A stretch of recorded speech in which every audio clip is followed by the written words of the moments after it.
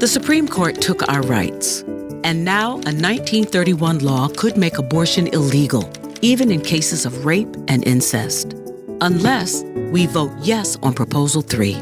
Proposal 3 is a common-sense middle-ground law that gives women the right to make their own medical decisions, stops politicians from interfering with doctors, and restores the rights we had for nearly 50 years under Roe. To reclaim our rights, vote yes on 3.